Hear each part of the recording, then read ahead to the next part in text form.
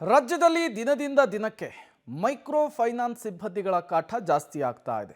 ಅದರಲ್ಲೂ ಕೂಡ ಬೆಳಗಾವಿಯಲ್ಲಿ ನಡೆದಂತಹ ಆ ಘಟನೆ ಇತ್ತಲ್ಲ, ಆ ವಿಚಾರಕ್ಕೆ ಸಂಬಂಧಪಟ್ಟಂತೆ ಒಂದಿಷ್ಟು ಡೀಟೇಲ್ಸ್ ಲಭ್ಯವಾಗ್ತಾ ಇದೆ. ಬೆಳಗಾವಿಯಲ್ಲಿ ಬಾಣಂತಿಯನ್ನು ಹೊರಹಾಕಿ ಮನೆಯನ್ನು ಸೀಸ್ ಮಾಡಿದಂತಹ ಪ್ರಕರಣ ಪಬ್ಲಿಕ್ ಟಿವಿ ವರದಿಯ ಬೆನ್ನಲ್ಲೇ ಕ್ರಮಕ್ಕೆ ಮುಂದಾಗಿದೆ ಜಿಲ್ಲಾಡಳಿತ.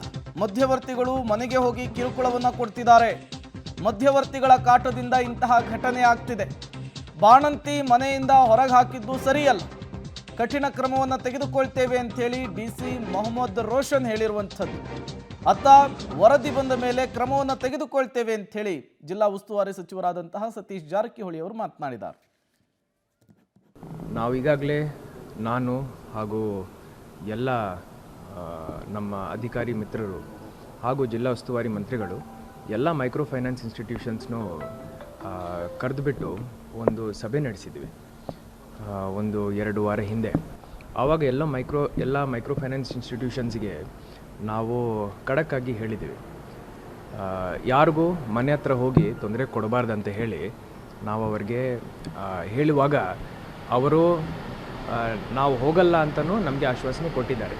ಈಗ ಏನಾಗಿದೆ, ನಮ್ಮ ಇನ್ಫಾರ್ಮೇಷನ್ ಏನು ನಮಗೆ ಬಂದಿದೆ, ಇದರಲ್ಲಿ ಮಧ್ಯವರ್ತಿಗಳು ಹೋಗಿ ಈ ಒಂದು ಕಿರುಕುಳ ಮಾಡ್ತಾ ಇದ್ದಾರಂತ ನಮಗೆ ಸುದ್ದಿ ಬಂದಿದೆ. ಈ ನಿಟ್ಟಿನಲ್ಲಿ ಪೊಲೀಸ್ ಅವರು ಅವರ ಮೇಲೆ ಕಠಿಣ ಕ್ರಮ ವಹಿಸಬೇಕಂತ ಹೇಳಿ ನಾನು ನಮ್ಮ SP ಅವರಿಗೆ ಹಾಗೂ CP ಅವ್ರಿಗೂ ನಾನು ಹೇಳ್ತೀನಿ. ಆ್ಯಂಡ್ ನಾವು ಕಠಿಣ ಕ್ರಮ ವಹಿಸ್ತೀವಿ. ಆಗ್ತದೆ, ಭಾಳಷ್ಟು ಕಡೆ ಆಗಿದೆ. ಬಟ್ನೆ ಬೇರೆ ಬೇರೆ ಕಡೆ ಹೋಗಿ ಒಂದೇ ಕಡೆ ಎಲ್ಲ ಸುಮಾರು ಕಡೆ ದಿವಸ ಕಂಪ್ಲೇಂಟ್ ಬರ್ತಾವ್ರೆ. ಇಲ್ಲಿ ದೂರ ದಾಖಲೆ ಆಗಿಲ್ಲ. ನಾವು ಸಜೆಸ್ಟ್ ಮಾಡಿದ ಹಂಗೆ ನಿಮ್ಗೆ ತೊಂದರೆ ಕೊಟ್ಟರೆ ದೂರ ದಾಖಲೆ ಮಾಡಂತ ಹೇಳಿದ್ದೀವಿ.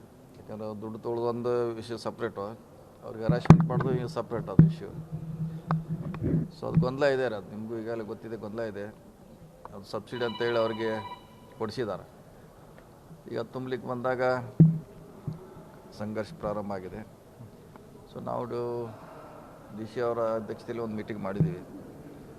ಸೊ ಒಂದು 2 ತಿಂಗಳು ಟೈಮ್ ತೊಗೊಂಡಿವಿ. 1 ತಿಂಗಳಾಗಿದೆ, ಇನ್ನೊಂದು ತಿಂಗಳಲ್ಲಿ ಅದಕ್ಕೆ ಏನೋ ಒಂದು ಪರಿಹಾರ ಮಾಡಬೇಕಾಗಿದೆ, ಮಾಡ್ತೀವಿ. ಏನೇನು ಸಾಧ್ಯ ಇದೆ ಅವ್ರಿಗೆ ಹೆಲ್ಪ್ ಮಾಡ್ಲಿಕ್ಕೆ ಸಾಧ್ಯ ಇದೆ, ನಮ್ಮ ಜಿಲ್ಲಾಡಳಿತದಿಂದ ಮಾಡುವಂಥ ಪ್ರಯತ್ನ ಮಾಡ್ತೀವಿ. ಭಾಳ ಕಡೆ ಓಡಿದ್ದಾರೆ. ನಿನ್ನೆ ಆಮೇಲೆ ಶಿರೂರದಲ್ಲಿ ಒಂದೇನೋ ಆತ್ಮಹತ್ಯೆ ಆಗಿದ್ದಾರೆ. ಇದೇ ಕಾಲಕ್ಕಂತ ಕಂಪ್ಲೇಂಟ್ ಕೊಡ್ಲಿಕ್ಕೆ ಹೇಳಿದ್ವಿ. ಯಾರು ಕನ್ಸರ್ ಇದ್ದಾರೋ ಶಿರೂರದಲ್ಲಿ ಆಗಿದೆ, ಬೇರೆ ಬೇರೆ ಕಡೆ ಕೂಡ ಆಗ್ತಾ ಇದೆ. ಈಗ ಫೈನಾನ್ಸ್ ಮಧ್ಯವರ್ತಿಗಳೇನಾದ್ರೆ ಅವರಿಂದನೇ ಕಿರುಕುಳ ಆಗ್ತಾ ಇರೋದು. ಇದು ಮಾಡ್ಲಿಕ್ಕೆ ನಾವು ಅದನ್ನು ಒಂದು ಕಂತು ಮಾಡಿದ್ವಿ.